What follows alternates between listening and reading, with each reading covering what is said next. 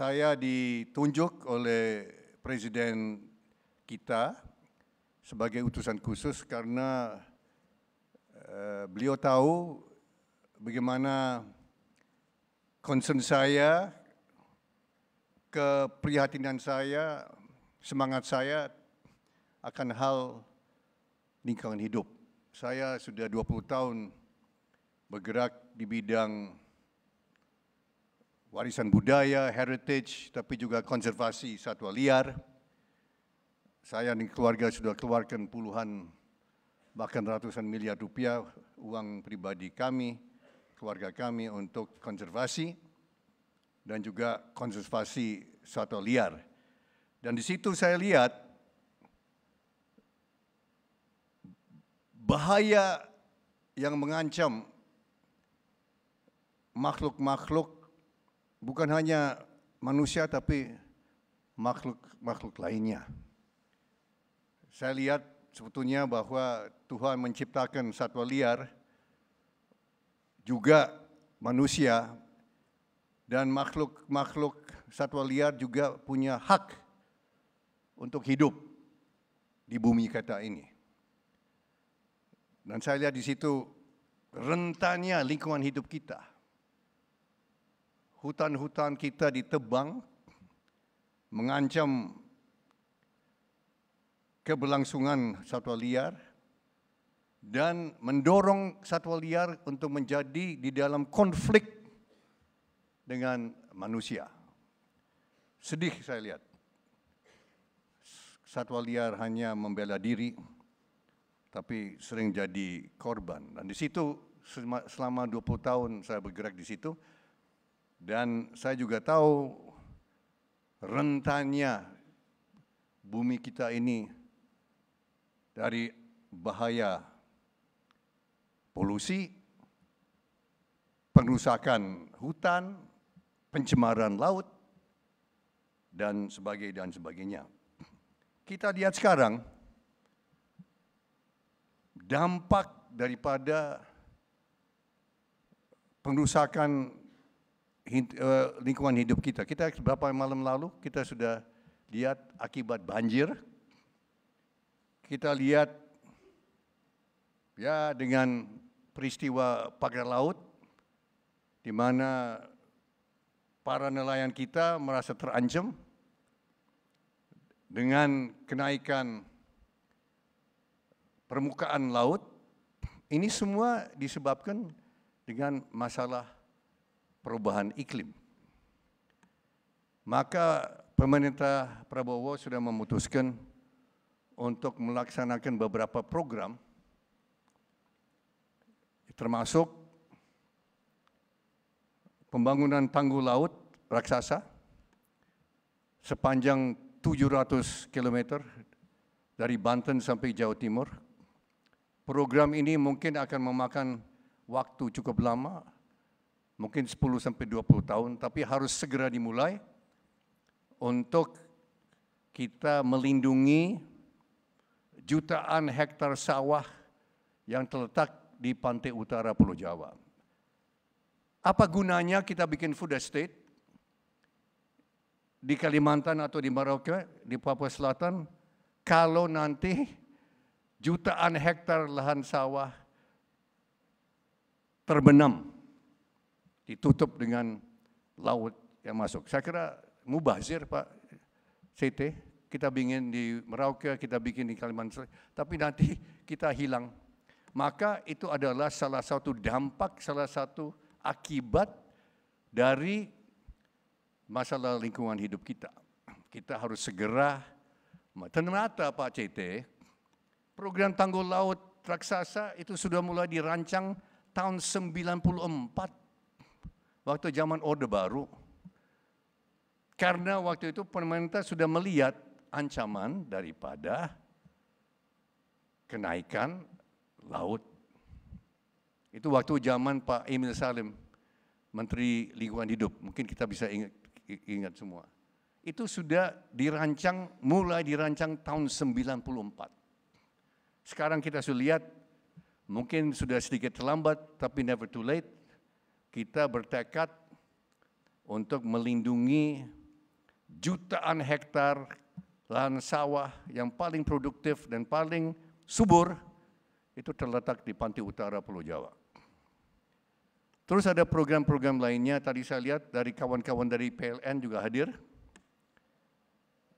Mungkin lebih tepat mereka yang bicara mengenai program jangka panjang PLN, tapi di situ kita lihat bahwa kalau tidak salah, rencana jangka panjang PLN sampai 15 tahun itu untuk membangun pusat-pusat listrik sejumlah 103 gigawatt, 75% itu dari renewable energy, Pak Wahyu. 75%, 75 gigawatt itu nanti dari renewable. Renewable antara lain dari mana? Geothermal, panas bumi, tenaga bayu, wind power, tenaga surya atau matahari, dan juga nature based, berarti dari biomasa. Di samping itu ada rencana dari pemerintah untuk membangun sejumlah pusat tenaga nuklir, kalau tidak salah sampai jumlah 4,3 gigawatt kalau tidak salah. Termasuk nanti yang namanya SMR, Small Modular Reactors, yang terapung, floating. Dan ada 1, 2, atau 3 pusat tenaga nuklir yang besar, 1 gigawatt masing-masing. Ini semua untuk menjawab tantangan dari perubahan iklim. Waktu itu saya disalah kutip oleh media, seolah-olah pemerintah Prabowo Gibran akan menutup semua tenaga listrik batubara atau tenaga uap mulai tahun 2040. Itu tidak benar. Itu salah kutip. Kita tidak mau bunuh diri secara ekonomi. Kalau kita tutup pusat tenaga listrik, tenaga uap, ekonomi kita nanti akan hancur. Maka nanti itu berimbang. Setelah tahun 2040 tidak bakal ada pusat-pusat tenaga uap baru. Itu yang dimaksud Pak Prabowo, dimaksud saya dan pemerintah. Nah, di sini ini rancangan umum untuk memberikan tenaga listrik yang berimbang dan ramah lingkungan. Tidak ada negara satupun di bumi ini yang akan menutup pusat-pusat listrik tenaga uap. Tidak ada satupun. Tenaga nuklir ada, itu Jerman. Tapi Jerman sekarang merasakan dampak negatif dari penutupan dari tenaga nuklir. Karena perang Ukraina, impor gas yang murah dari Rusia terpaksa ditutup. Sekarang Jerman mengalami stagnasi ekonomi. Itu sudah sangat menyolok. Indonesia tidak mau mengulangi pengalaman pahit yang dialami oleh negara-negara lain. Ingin saya sampaikan juga hari ini bahwa rekomendasi dari tim yang saya ketuai itu termasuk Menteri Lingkungan Hidup, termasuk Menteri Kehutanan, dari juga Dewan Ekonomi Nasional. Kemarin diputuskan oleh rapat bersama bahwa kita rekomendasi ke Bapak Presiden bahwa perdagangan karbon internasional itu dibuka. Selama ini pelaku-pelaku karbon, pedagang karbon internasional dilarang masuk ke pasar Indonesia. Karena kita harus mengakui bahwa Indonesia banyak kelebihan, terutama di bidang kehutanan, nature-based solutions, selama ini tidak bisa dinikmati oleh pelaku-pelaku dalam negeri karena ditutup. Maka Menteri Kehutanan dan Menteri Lingkungan Hidup merekomendasi ke pemerintah, ke presiden, agar perdagangan karbon dalam negeri dibuka untuk pelaku-pelaku internasional. Dan yang verificators seperti Vera, Gold Standard, Astria atau sebagainya, itu boleh dipakai sebagai acuan di dalam negeri. So ini adalah rekomendasi kepada Presiden, kami yakin, amat yakin Presiden akan putuskan dan akan menyetujui. So ini suatu langkah yang saya bisa umumkan hari ini. Itu berdasarkan rapat yang saya pimpin kemarin. Ini supaya likuiditas yang sekarang sudah siap di luar negeri bisa masuk dan menghidupi pasar karbon di dalam negeri yang namanya IDX. Saya kira semua yang di sini tahu kan IDX. Itu dibuka 2 minggu lalu, tapi ternyata perdagangannya amat rendah. Volumenya kecil sekali. Dari 1,7 juta ton yang bisa diperdagangkan hanya laku 40.000 saya dengar, 50.000. Mohon kalau ada dari Kementerian Lingkungan Hidup yang hadir hari ini, tolong saya dikoreksi, tapi kalau tidak salah, itu yang kami dapat. Ya, Pak Darsono, ya. 40.000, sangat kecil. Maka kita mau buka, itu diusulkan oleh Menteri Kehutanan dan Menteri Lingkungan Hidup, mereka berdua merekomendasi dan rapat yang saya pimpin kita semua menyetujui, ini akan nanti menambah likuiditas ya supaya tapi tidak mengurangi di register nasional kita itu tetap itu tidak ada pengurangan. Ya.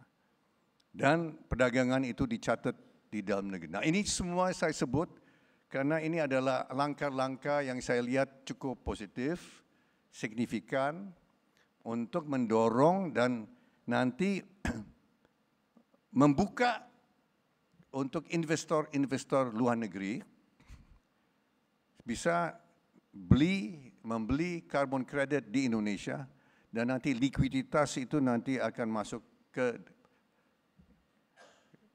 pasar domestik kita. Ini semuanya, ini nanti pasti dipengaruhi oleh pelantikan Presiden Amerika, Presiden Donald Trump, yang menarik Amerika dari perjanjian Paris tahun 2015. Kita semua masih menunggu dampaknya. Semua yang saya ketemu dan ini lihat ada dampak negatifnya adalah kalau Amerika yang saat ini merupakan poluter, ya, pencemar kedua terbesar setelah China, kalau mereka tidak mau mematuhi, kalau Amerika tidak mau nuruti perjanjian internasional, kenapa harus negara seperti Indonesia juga, kenapa kita harus patuhi? Dan bukan hanya Indonesia, negara-negara lain. India juga demikian. Ini ada angka yang luar biasa yang perlu, dan saya waktu itu saya catat, tingkat pencemaran atau emisi karbon yang dihasilkan oleh negara-negara. Amerika menghasilkan 13 ton karbon per kapita per tahun. China 7 ton, Indonesia 3 ton per kapita per tahun. Mohon kalau ada yang lebih tahu, kau bisa, Pak Satya mungkin lebih tahu, apakah ini benar atau Indonesia 3, China 7, Amerika 13. Uni Arab, Emirat Arab, UAE, Abu Dhabi, dan ini mereka 17. Qatar 17, karena populasi sedikit Pak CT. Tapi di sini, ini adalah masalah keadilan.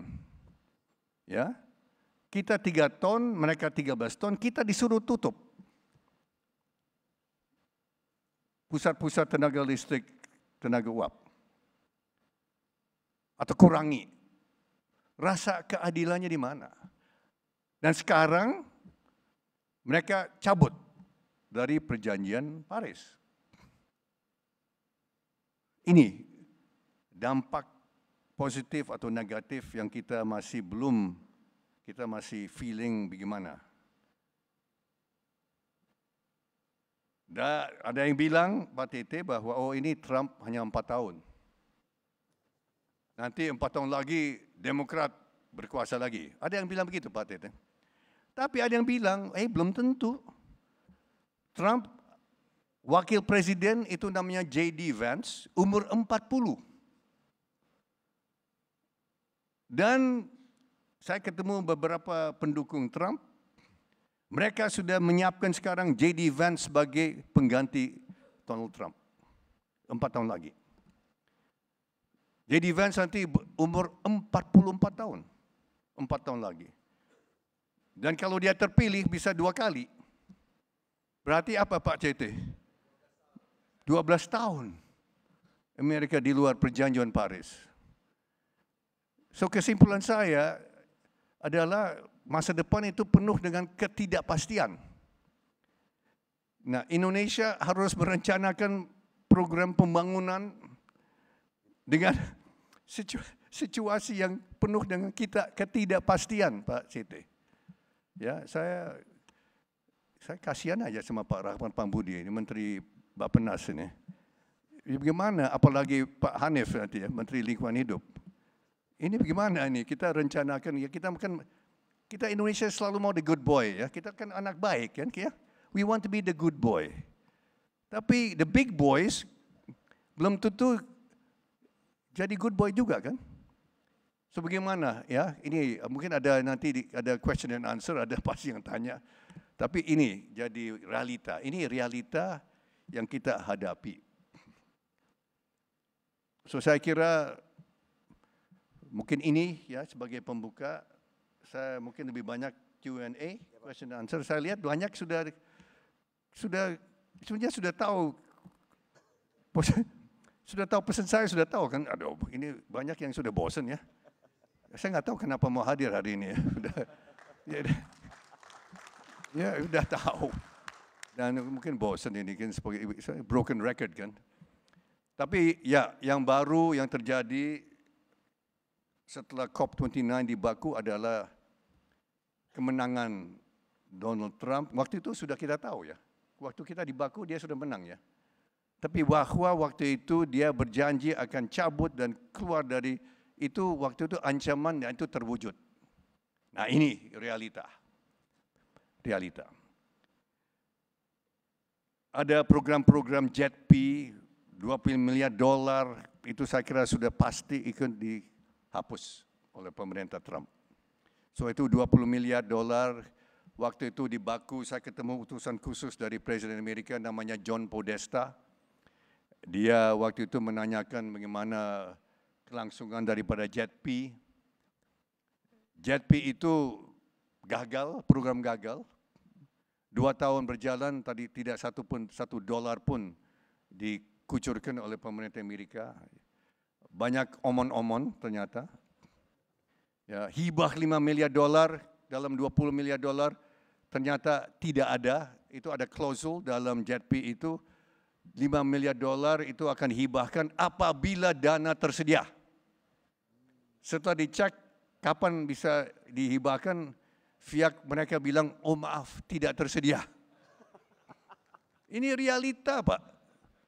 Yang saya dengar dari kawan-kawan PLN. Ya.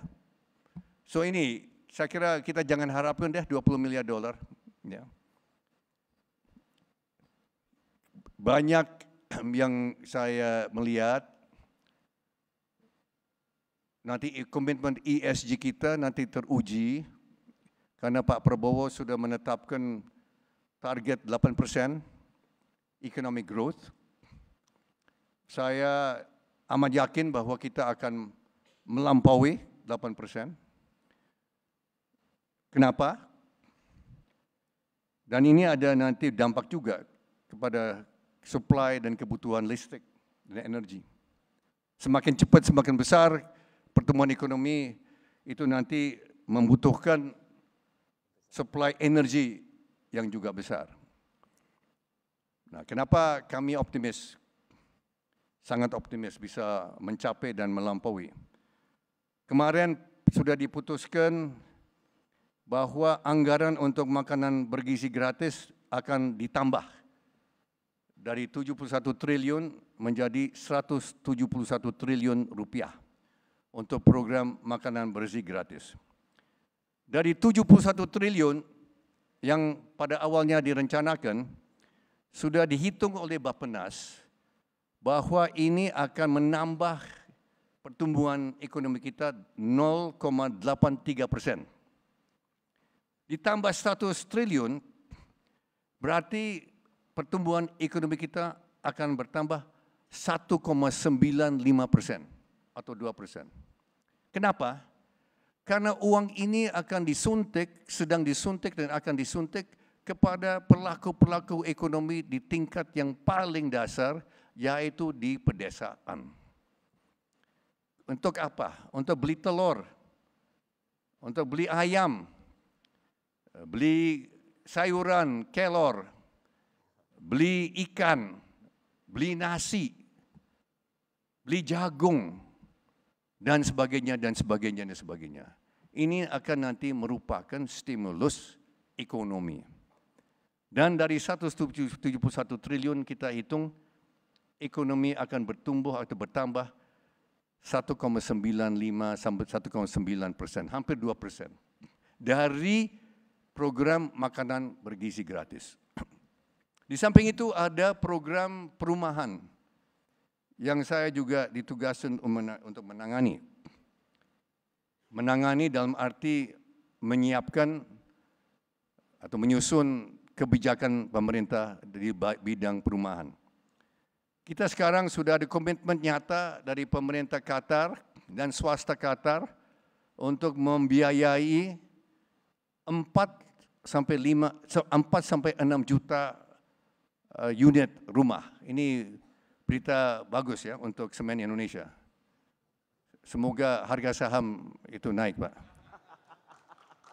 Mungkin Pak CT yang bisa beli ya saham-saham semen Indonesia. Ini bukan rahasia.